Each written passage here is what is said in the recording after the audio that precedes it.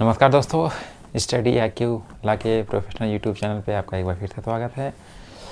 आज मैं आपके लिए डिस्कस करने जा रहा हूँ टॉपिक निगोशिएबल इंस्ट्रूमेंट्स एक्ट 1881।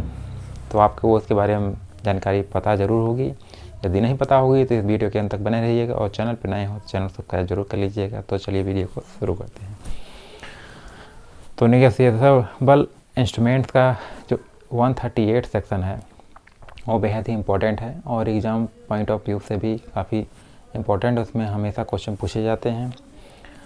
तो उसमें धाराओं के अंतर्गत जो दे रखा है उसमें जैसे किसी ने किसी को चेक दिया और उसका चेक अनादर हो गया या डिसऑनर हो गया, तो जो जिसको पेमेंट किया गया है उसको पेमेंट ना मिल सकाया हो, उसमें चेक अनादर हो गया हो, तो वो 138 NI एक्ट का मुकदमा करता है।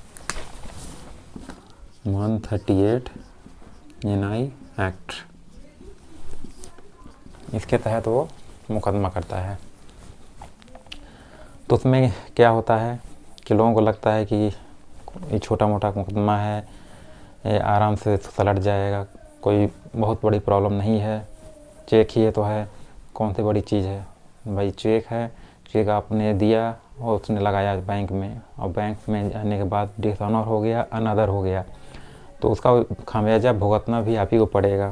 क्या भुगतना पड़ेगा? सबसे पहला तो 2 इयर्स का आपको सज़ा होगी। उसके बाद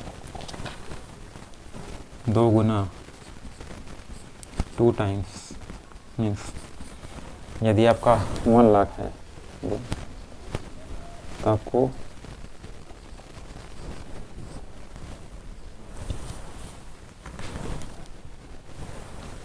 2 लाख के अप्रॉक्सीमेटली पेमेंट करना होगा। यदि आपका 1 लाख जिसे आपने पेमेंट किसी को करना है और उसको नहीं हो पाया, तो वो उसको आपको 2 लाख रुपए का पेमेंट आपको करना पड़ेगा, प्लस जुर्माना भी, और उसके बाद आपको कारावास जो होगा तो होबे करेगा।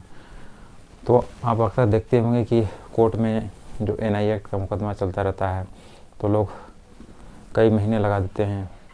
वो समझते हैं कि बाद में सलट जाएगा, तुला हो जाएगा, तो आपको फिर डबल जुर्माना देना पड़ेगा, प्लस कारावास भी हो जाएगा।